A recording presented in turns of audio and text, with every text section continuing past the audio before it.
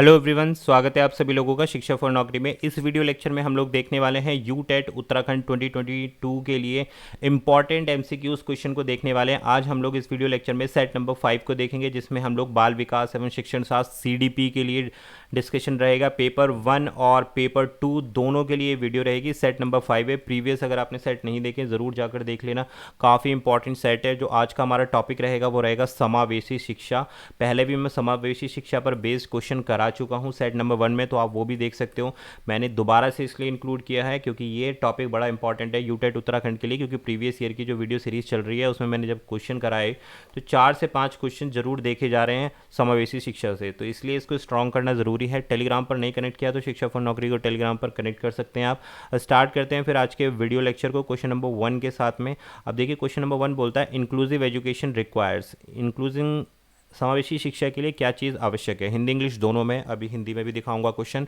Option A बोलता है ability based region grouping of student, consideration and respect for individual differences, only vocational education for certain student, stereotyping of student with disabilities. तो क्या चीज़ों की आवश्यकता है inclusive education में? बच्चों की समावेशी शिक्षा के लिए क्या चीज़ आवश्यक है? विद्यार्थियों में दक्षता आधारित कठोर समूहन, व्यक्तिगत मतभेदों का ध्यान और सम्मान, विशेष विद्यार्थियों के लिए केवल व्यावसायिक शिक्षा, वो विद्यार्थी जो जिन्हें दिव्यांगता है उनके बारे में रूढ़िवादिता। तो भाई समावेशी शिक्षा जो है बेसिकली क्या मतलब होता है? सभी प्रकार के बच्चों को एक ही क्लास में इंक्लूड करके पढ़ाना उनकी नीड्स के अकॉर्डिंग। तो वो क्या कहलाती है? हमारे पास समावेशी शिक्षा कहलाती है। तो यहाँ राइट आंसर क्या रहेगा? ऑप्शन नंबर बी, व्यक्तिगत मतभेदों का ध्यान रखना है और सम्मान। व्यक्तिगत मतभेदों से मतलब है स्टूडेंट्स जो अलग अलग कैटेगरीज के स्टूडेंट्स एक ही क्लास में बैठे होते हैं, तो उन सभी का टीचर को सम्मान करना, सभी का रिस्पेक्ट करना। ऐसा नहीं है कि जो पिछड़ी जनजाति से हैं या फिर जो पुअर स्टूडेंट हैं आप उनको इग्नोर कर देंगे, और जो अच्छी कैटेगरी के बच्चे हैं तो आप उन पर ही ध्यान केंद्रित करेंगे, उन्हीं को रिस्पेक्ट देंगे। ऐसा नहीं होना चाहिए। समावेशी शिक्षा के लिए बहुत आवश्यक है कि आप इंडिविजुअल डिफरेंसेस का ध्यान रखें, सभी बच्चों को एक रिस्पेक्ट दें और सभी को एक ही साथ इंक्लूड करके चलें। तो ये बेसिक मेन ऑब्जेक्टिव है समावेशी शिक्षा का। आई होप क्लियर हो गया होगा। नेक्स्ट बढ़ते हैं भाई क्वेश्चन नंबर 2 के साथ में। Student having autism can be identified by challenges in. देखो बहुत अच्छा क्वेश्चन है। ऑटिज्म से क्वेश्चन बहुत पूछे जाते हैं। डिसेबिलिटी वाला जो पोर्शन है उसमें ऑटिज्म बहुत इंपॉर्टेंट है। डिसेबिलिटी समावेशी के अंतर्गत ही आता है। स्पेशल नीड वाले जो स्टूडेंट होते हैं, विकलांगता होती है, तो एक प्रकार की ऑटिज्म क्या है? विकलांगता ही है, आप कह सकते हैं इसको। Expressive and receptive communication followed as fixed routine, memorization of information या ग्रॉस मोटर स्किल्स। इनमें से क्या चीज़ करने में ऑटिज्म वाले जो स्टूडेंट होते हैं, जो ऑटिज्म से पीड़ित होते हैं, उनको इनमें से क्या चीज़ करने में चैलेंजेस फेस करने पड़ते हैं, चुनौतियां फेस करनी पड़ती हैं? तो वो आपको बताना है कि क्या उनको उनका एक फ़िक्स रूटीन, जो डेली फिक्स रूटीन है, उसको करने में प्रॉब्लम आती है, चीज़ों को याद रखने में प्रॉब्लम आती है, ग्रॉस मोटर स्किल्स यानी कि कोई भी आप काम करने में उनको परेशानियाँ आती हैं। तो ऐसा नहीं है। जो ऑटिज्म वाले बच्चे होते हैं एक्सप्रेसिव यानी कि वो अपने आप को एक्सप्रेस नहीं कर पाते हैं दूसरों के सामने, और बार बार एक ही तरीके का व्यवहार प्रदर्शित करते हैं, यानी कि अपने जो वोकल्स हैं उनको रिपीट करते हैं। तो इस तरीके के बच्चों को अपने आप को एक्सप्रेस करने में, यानी कि सोशली एक जो एक्सप्रेशन होता है वो उसको नहीं कर पाते हैं। सोशल जो स्किल्स होते हैं, सोशल जो कौशल होते हैं, सामाजिक कौशल होते हैं, वहाँ पर ये बच्चे वीक होते हैं। बार बार रिपीटिटिव अपने व्यवहार को दोहराते हैं ये, ठीक है। इनमें नॉन वर्बल कम्युनिकेशन देखा जाता है इन बच्चों के अंदर। बोलने में इन लोगों को परेशानी होती है। तो ये इनके कॉमन सिम्टम्स हैं कि ये इंटरेक्शन करने में दूसरों के साथ में काफ़ी झिझकते हैं, बार बार एक ही तरीके का व्यवहार दिखाते हैं। तो इस प्रकार के बच्चे किस चीज़ का शिकार होते हैं? ऑटिज्म का शिकार होते हैं। इसको ध्यान रखना आप, ठीक है, बहुत इंपॉर्टेंट है। वे विद्यार्थी जिनको स्वालीनता से मतलब क्या है? ऑटिज्म।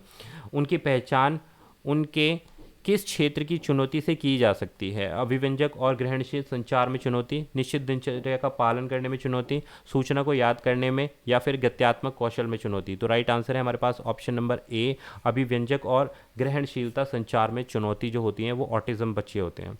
नेक्स्ट आता है हमारे पास क्वेश्चन नंबर 3। क्वेश्चन देखो सेम है जो क्वेश्चन नंबर 1 था, लेकिन ऑप्शन अलग है, तो ये मत सोचना क्वेश्चन रिपीट हो गया। समावेशी शिक्षा requires in calculation of competitive among student, inflexible curriculum and rigid school calendar, reasonable accommodation as per the student need, strict teacher centric pedagogies. अब आपसे पूछा गया है कि जो समावेशी शिक्षा है, यहाँ पर ऑप्शंस अलग है, क्वेश्चन को समझना है। उसके लिए क्या चीज़ों की आवश्यकता होती है? छात्रों के बीच प्रतिस्पर्धा की शिक्षा देंगे आप बच्चों को? नहीं। पाठ्यक्रम को हार्ड कर देंगे और जो भी स्कूल के कैलेंडर्स हैं और नियम हैं उनको सख्त कर देंगे समावेशी शिक्षा के लिए? बिल्कुल नहीं जी। छात्रों की आवश्यकताओं के अनुसार उचित आवास, आवास का मतलब है यहाँ पर एकोमोडेशन और एसिमिलेशन, दो टर्म आपने पढ़ी होंगी पियाजे में।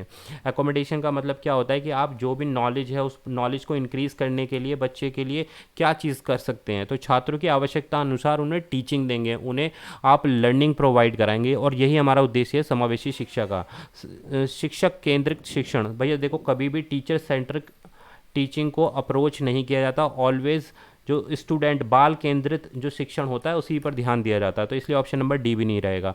छात्रों की आवश्यकता के अनुसार ही उनको आप लर्निंग देंगे, जिस भी बच्चे की जो भी नीड्स है उसको कंप्लीट करना है समावेशी शिक्षा के अंतर्गत टीचर को पढ़ाते समय। तो इसलिए option number C is the right answer. Next बढ़ते हैं भाई, क्वेश्चन नंबर आता है हमारे पास 4। For the successful inclusion of student from tribal communities a teacher should avoid. कि भाई देखो सक्सेसफुल इंक्लूजन का मतलब क्या है कि जो बच्चे ट्राइबल कम्युनिटीज़ से आते हैं, पिछड़ी जनजाति से आते हैं, उसमें बच्चों को समावेशी शिक्षा में लाने के लिए टीचर को क्या चीज़ नहीं करनी चाहिए, ये पूछा गया है। तो bringing up example from there everyday life, कि टीचर को क्लास में जो ये ट्राइबल कम्युनिटीज़ से बच्चे आते हैं इन बच्चों के उदाहरण देकर पढ़ाना चाहिए, इनकी लाइफ्स के बारे में बताना चाहिए। बिल्कुल सही है भाई। ऐसा करने से क्या होगा, जो दूसरे बच्चे हैं इन लोगों के बारे में जान पाएंगे, इन बच्चों के इन ग्रुप के बारे में जान पाएंगे कि ऐसा भी समुदाय हमारे सोसाइटी में एग्जिस्ट करता है। तो इससे क्या है, मोटिवेशन मिलती है उन बच्चों को भी जो पिछड़ी जनजाति से इन क्लासेस में आते हैं। गिविंग इंपॉर्टेंस, आपको भाई इंपॉर्टेंस देने ज़रूरी है, रेस्पेक्ट देना ज़रूरी है इनकी कल्चर को एज ए टीचर। बिल्कुल सही है। इंक्लूडिंग फॉल्क्स सॉन्ग प्रिवेंट्स, बिल्कुल सही बात है। इनके जो है सांस्कृतिक कार्यक्रम को क्लास में आप बताएंगे कि भाई जो ट्राइबल कम्युनिटी से लोग होते हैं उनके भाई फोक डांस ये हैं, फोक संगीत ये है, इनके कल्चर ये है। तो इससे क्या है, क्लास काफ़ी इंटरेस्टिंग बनेगी और दूसरे बच्चे इन लोगों के बैकग्राउंड के बारे में जान पाएंगे, हमारी संस्कृति को समझ पाएंगे। Teaching concept totally irrelevant to their life, ये कह रहे हैं कि इनकी लाइफ के बारे में पढ़ाना बिल्कुल बेकार है समावेशी शिक्षा में। तो ये ऐसा टीचर को नहीं करना है, यही राइट आंसर है। Question number D is the right answer. यही पूछा गया था कि क्या टीचर को अवॉइड करना है, यही चीज़ अवॉइड करनी है। काफ़ी सारे टीचर होते हैं कि इन ट्राइबल कम्युनिटीज़ के बारे में बच्चों को दूसरे जो स्टूडेंट हैं जो इनके बारे में नहीं जानते उनसे अवगत ही नहीं कराते हैं। तो ये बिल्कुल इर्रेलेवेंट है, ऐसा एज ए टीचर आपको नहीं करना, यही पूछा गया। तो D is the right answer. बात क्लियर हो गई भाई आपको? हिंदी में भी देख लो। जनजातीय समूहों के छात्रों की सफलतापूर्वक समावेशन के लिए शिक्षक को किस चीज़ से बचना चाहिए? उनके जीवन के लिए पूर्णतः अप्रासंगिक अवधारणाओं को पढ़ाना। ठीक है भाई, ये कहा गया है कि आपको उनके जो भी अवधारणाएं हैं, जो उनकी जीवन शैली है, उसके बारे में क्लास में नहीं पढ़ाना चाहिए। तो इसलिए ऑप्शन नंबर डी, यही अवॉइड करने से हमें बचना है। बाकी सारी चीज़ें बिल्कुल सही हैं, ऐसा हमें करना चाहिए, बट ऐसा लास्ट ऑप्शन नंबर डी कहता है जो नहीं करना चाहिए, वही क्वेश्चन में पूछा गया था। नेक्स्ट आता है हमारे पास क्वेश्चन नंबर 5। अब क्वेश्चन नंबर 5 को देख लेते हैं भाई। क्वेश्चन 5 क्या बोलता है? Should term take slow learners, brilliant, average be use to describe student in a classroom. इस तरीके के बच्चे स्लो लर्नर्स हो गए, ब्रिलियंट हो गए या एवरेज हो गए, तो इनको डिस्क्राइब किया जाता है क्लासरूम में क्यों? ऐसा क्यों डिस्क्राइब किया जाता है टीचर के द्वारा कि आप पढ़ने में स्लो हो, आप ब्रिलियंट हो, आप एवरेज हो? तो क्या ऐसे वर्ड्स का इस्तेमाल टीचर के द्वारा किया जाना चाहिए किसी भी क्लास में कि बच्चों को आइडेंटिफाई किया जाए कि आप जो है पढ़ने में बेकार हो, आप एवरेज हो, आप ब्रिलियंट हो? तो ऑप्शन ए बोलता है yes, it help student to understand the level of their performance. No, these terms label children based on ability and non inclusion. Yes, it can help a teacher to categorize children in his classroom. No, these categories are not sufficient. तो क्या इसका right answer रहेगा question number 5 के लिए? तो देखो right answer है option number B. अब बी क्या बोलता है? क्या शिक्षा में विद्यार्थियों को निरूपित करने के लिए मंद शिक्षार्थी, मेधावी और औसत शब्दों का प्रयोग किया जाना चाहिए? नहीं किया जाना चाहिए, क्योंकि अगर आप बच्चों को इस तरीके के शब्दों का प्रयोग करेंगे कि आप मेधावी हैं, आप औसत वाले बच्चे हैं, तो इससे आप क्या कर रहे हैं? आप क्लास को इंक्लूड नहीं कर रहे हैं, आप क्लास को कैटेगराइज कर रहे हैं, यानी कि आप बच्चों को अलग अलग समूहों में बांट रहे हैं। इससे बच्चा जो है हतोत्साहित हो जाएगा, जो मेधावी बच्चा है वो सोचेगा कि ये औसत कैटेगरी वाला बच्चा मेरे से नीचे है, इस तरीके की मानसिकता बच्चे में डेवलप हो जाएगी और क्लास का एनवायरनमेंट ख़राब हो जाएगा। तो नहीं, ये शब्द योग्यता आधार पर बच्चों को चिन्हित करते हैं। इन शब्दों से क्या होता है कि बच्चों की योग्यता का पता चलता है और ये गैर समावेशी हैं। हमें क्या करना है समावेशी शिक्षा में, भाई हमें कभी भी इस तरीके का एटमॉस्फेयर क्रिएट नहीं करना जो बच्चों को डिस्टिंग्विश करे, एक दूसरे से अलग करें। हमें बच्चों को जोड़ कर रखना है, जोड़ कर रखने के लिए इन शब्दों का प्रयोग नहीं करना है हमें कभी भी। तो option number B is the right answer. Next पढ़ते हैं क्वेश्चन नंबर 6। अब क्वेश्चन नंबर 6 देखो, पढ़ो। मूर्ति अ ग्रेड 4 स्टूडेंट, मूर्ति एक बच्चा है जो चौथी क्लास का है, is able to read only at the level of grade 1 student. He also has a difficulty matching sounds, spelling, words and reading letters. तो मूर्ति शोज कैरेक्टरिस्टिक्स ऑफ, अब हिंदी में देख लो एक बार इस चीज़ को। मूर्ति कक्षा 4 का एक छात्र है, वह केवल कक्षा 1 के छात्र के स्तर पर पढ़ सकने में सक्षम है। उसको ध्वनि को मिलाने, शब्दों की स्पेलिंग्स और वर्णों को पढ़ने में भी परेशानी होती है। तो मूर्ति की विशेषता किस चीज़ को दर्शाता है मूर्ति? तो क्या उसको डिस्प्रेक्सिया है, डिसकैलकुलिया है, डिसलेक्सिया है या फिर डिसग्राफिया है? तो भाई मूर्ति एक बच्चा है, क्लास 4th में आ गया है, लेकिन वो क्लास जो 1 है उसको ही पढ़ने में सक्षम है, उस क्लास की बुक्स को पढ़ने में सक्षम है। उसको बोलने में, साउंड्स में, स्पेलिंग्स, वर्ड्स में पढ़ने में बहुत ज़्यादा डिफ़िकल्टी होती है। तो वो किस प्रकार की लर्निंग डिसेबिलिटी का शिकार है? राइट आंसर है डिसलेक्सिया। प्रीवियस वीडियो में भी मैंने बताया था डिसलेक्सिया का मतलब क्या है, जो रीडिंग संबंधित डिसऑर्डर होता है, पढ़ने संबंधित जो विकार होता है, किसके अंतर्गत आता है? लर्निंग डिसेबिलिटी का एक पार्ट है। बात क्लियर हो गई। इसको किस प्रकार की बीमारी है भाई? डिसलेक्सिया। जो बच्चा पढ़ने में समस्या का सामना करता है तो उसको हम बोलते हैं डिसलेक्सिया। नेक्स्ट बढ़ते हैं question number 7। Student having a dash face persistent challenges in reading the text and comprehending long passage. इसका आंसर आप बहुत इजीली कर सकते हो। वो किस प्रकार का बच्चा है? सेरेब्रम प्लासी, डिसकैलकुलिया या फिर डिसलेक्सिया या फिर लोकोमोटर डिसेबिलिटीज़। हिंदी में भी देख लो। डैश वाले छात्रों को पढ़ने और लंबे गद्यांश को समझने में लगातार चुनौतियों का सामना करना पड़ता है। तो इस प्रकार के बच्चे कौन से होते हैं? Cerebrum Plassey, dyscalculia, dyslexia, locomotor. तो राइट आंसर अभी हमने देखा था ऑप्शन नंबर सी, डिसलेक्सिया ही होगा। पढ़ने में है, पाठ पढ़ने और गद्यांशों को समझने में अगर समस्या है तो ये हो गया हमारे पास डिसलेक्सिया। और डिसकैलकुलिया के अंतर्गत क्या आता है? जिसमें गणित, भाई गणित संबंधित या मैथमेटिक्स के क्वेश्चंस को सॉल्व करने में जब बच्चों को अंकों से रिलेटेड, जब नंबर्स से रिलेटेड बच्चों को समझने में समस्या आती है तो उसको डिसकैलकुलिया बोलते हैं। बात क्लियर हो गया। सेरिब्रम प्लासी क्या है भाई? ये मेंटल डिसऑर्डर है एक तरीके का। लोकोमोटर विकलांगता क्या है? जिसमें व्यक्ति अपंग हो जाता है, यानी कि उसके बॉडी पार्ट्स जो है काम करना बंद कर देते हैं। चाहे उसको चलने में परेशानी हो, चाहे उसको अपने किसी और अंग में समस्या हो जाती है, तो उसको लोकोमोटर डिसेबिलिटी कहते हैं। तो नेक्स्ट बढ़ते हैं question number 8। Which of the following is correctly matched pair of appropriate accommodation strategies for inclusion of a student with specific disability. Hindi में देख लो, आप लोगों को जल्दी समझ में आ जाएगा। निम्नलिखित में से कौन सी दिव्यांगता निर्दिष्ट करने वाले छात्रों को शामिल करने के लिए उपयुक्त रणनीति का सही मिलान जोड़ा है? आपको बताना है कि डिसेबिलिटी से रिलेटेड कौन सा सही मैचिंग है। डिसकैलकुलिया का मतलब कैलकुलेटर का प्रावधान, डिसलेक्सिया का मतलब बड़े लिखित कार्य को सौंपना, बहरापन मतलब ऑडियो टेप देना, दृश्य हानि यानी कि चित्र पुस्तक उपलब्ध कराना। तो देखो, जिसको दृश्य हानि का मतलब क्या है? विजुअली इम्पेयरमेंट है। भाई जब बच्चा देख ही नहीं सकता और आप उसको क्या चित्र वाली पुस्तक उपलब्ध करा रहे हो, तो ये तो बिल्कुल गलत हो गया ना। देखने वाले जो बच्चा देख ही नहीं पा रहा है तो उसको आप पुस्तकें दे के क्या करोगे? उसके लिए तो ये उपचार नहीं है, तो ये गलत है। बहरापन यानी कि जो सुन नहीं सकता, हियरिंग इम्पेयरमेंट, और आप उसको क्या दे रहे हो? उसको ऑडियो टेप दे रहे हो। ऑडियो टेप आपको किसको देना चाहिए?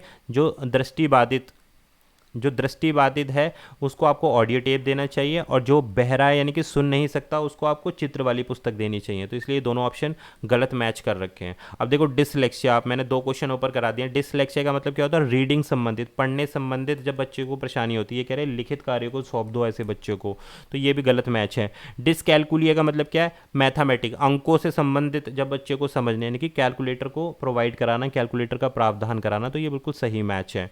क्लियर हो गई बात भाई। क्वेश्चन नंबर हम कौन सा डील कर रहे थे? 8। क्वेश्चन नंबर 8 के लिए राइट आंसर हमारे क्या? Option number A, dyslexia providing of calculator, बिल्कुल सही है। बाकी ये सब गलत हैं। डिसलेक्सिया में रीडिंग होनी चाहिए, हियरिंग इम्पेयरमेंट में आपको पिक्चर्स दिखानी चाहिए, और विजुअल इम्पेयरमेंट में आपको ऑडियो टेप्स दिया जाना चाहिए। नेक्स्ट बढ़ते हैं भाई आगे क्वेश्चन नंबर 9 के लिए। In multilingual classroom a teacher should, multilingual का मतलब बहु भाषा क्लास, जिसमें बहुत सारी भाषाएं बोली जाती हैं, जिस क्लास में अलग अलग भाषा क्षेत्र से बच्चे इंक्लूड किए जाते हैं, उसमें टीचर को क्या करना चाहिए? डिस्करेज करना चाहिए नेटिव लैंग्वेज के इस्तेमाल के लिए। Recognise only predominant language that is use by majority student, केवल उसी भाषा को बल देना चाहिए जिसमें ज़्यादा भाषा में बच्चे मौजूद हों। Create awareness about diversity of language, allow their use as per to the student preference, या फिर डिस्करेज करना चाहिए use of language other than target language. तो राइट आंसर क्या है? Option number C. इसको समझा देता हूँ मैं हिंदी में भी कि एक बहुभाषी कक्षा में एक शिक्षक को क्या करना चाहिए भाई, जिसमें विभिन्न प्रकार के ऐसे बच्चे हैं जो अलग अलग क्षेत्रीय भाषा बोलते हैं। तो राइट आंसर क्या होना चाहिए? ऐसी कक्षा में भाषा की विविधता के बारे में जागरूकता उत्पन्न करे टीचर, और छात्रों की पसंद के अनुसार उनके उपयोग की अनुमति दे। कि भाई जो छात्र चाहता है अपनी रीजनल लैंग्वेज यूज़ करना, तो उसको अनुमति दी जाए कि वो क्लास में उस चीज़ का इस्तेमाल कर सके। और बच्चों को एक दूसरे की भाषाओं से जागरूक करना चाहिए, अवेयरनेस बच्चों के मन में फैलानी चाहिए। ऐसा नहीं केवल हिंदी भाषा को ही आप प्रमोट कर रहे हैं, या फिर इंग्लिश को ही कर रहे हैं, या बांग्ला को ही कर रहे हैं। अगर हो सकता है कि कोई एक ऐसा बच्चा हो जिसको बांग्ला समझ में ना आती हो, उसको हिंदी समझ में आती हो, तो आप उसका इस्तेमाल करवाएंगे क्लास में बच्चे को। तो सी इज़ द राइट आंसर। तो बहुभाषी कक्षा में हर एक प्रकार की लैंग्वेज को आपको प्रमोट करना है, और बच्चे को फ्रीडम होनी चाहिए कि वो अपनी लैंग्वेज में समझ सके। Next question number 10, which classroom is effective for including children with attention deficit hyper disactivity order, ADHD। Very important है भाई। ऑटिज्म हुआ, ADHD हुआ, ये बहुत इंपॉर्टेंट है कि ऐसे क्लासरूम में आपको क्या करना चाहिए जिसमें ADHD वाले बच्चे होते हैं। हिंदी में देख लो भाई। उच्च संचारित कक्षा जहाँ शिक्षण मुख्य रूप से मौखिक निर्देशित से माध्यमिक होता है, लचीली समय सारणी और बैठने की व्यवस्था के साथ कक्षा अपने हित का कार्य करते हैं। कक्षा जहां छात्र अनुशासन को प्रोत्साहन करने के लिए हर समय अपने नियत पदों पर बैठे रहते हैं, वह कक्षा जिसमें शिक्षक जटिल निर्देशों के साथ उच्च कोटि के चिंतन का कार्य करता है। तो भाई आपको क्या राइट आंसर होगा? तो राइट आंसर है हमारे पास ऑप्शन नंबर बी इसका राइट आंसर है। लचीली समय सारणी और बैठने की व्यवस्था के साथ साथ कक्षा जहां छात्र अपने हित के लिए कार्य कर सके, इस तरीके का प्रभावी कार्य टीचर्स को करना चाहिए। क्लास विद फ्लेक्सिबल टाइमिंग, कि क्लास की टाइमिंग कैसी होनी चाहिए? फ्लेक्सिबल होनी चाहिए। सीटिंग अरेंजमेंट फ्लेक्सिबल होना चाहिए। Where student work on their task of their own interest. देखो भाई, हाइपर इस तरीके की, सपोज आपके पास ऐसी क्लास है जिसमें ADHD बच्चे हैं। ADHD मतलब कि ऐसे बच्चे जो एकदम से हाइपर हो जाते हैं, एकदम से गुस्सा हो जाते हैं। तो इन बच्चों को डील करने के लिए आपको क्लास में क्या करना चाहिए कि उनको एक फ्लेक्सिबल टाइम टेबल देना चाहिए। एक उनका जो सीटिंग अरेंजमेंट है वो भी फ्लेक्सिबल होना चाहिए, जहाँ उनका मन करे वहाँ बैठे, और जो टास्क वो अपनी इच्छा अनुसार करना चाहते हैं आपको उसमें उनकी हेल्प करनी चाहिए। ऐसा नहीं कि आप कहो कि नहीं आपको मैथ्स ही पढ़ना है। हो सकता है उस बच्चे का मन मैथ्स पढ़ने का नहीं है, वो चाहता है कि वो पोएम्स पढ़े। तो अगर आप उसको पोएम पढ़ने देंगे तो वो आसानी से कंट्रोल हो जाएगा। अगर आप नहीं पढ़ने देंगे तो वो गुस्सा हो जाएगा, क्योंकि ऑलरेडी वो ADHD का शिकार है। तो इस तरीके से हमें उनको डील करना है। तो B is the right answer. तो भाई ये थे हमारे आज के इंपॉर्टेंट क्वेश्चन जो समावेशी शिक्षा से थे। आई होप ये आपको हेल्प करेंगे आपके पेपर में आसानी से स्कोर करने के लिए समावेशी के क्वेश्चंस में। कोई भी डाउट हो तो वीडियो में आप कमेंट कर सकते हैं। वीडियो को ज़्यादा से ज़्यादा शेयर करें। मिलेंगे आपसे यूटेट प्रिपरेशन की एक और वीडियो के साथ में। Thank you for watching this session.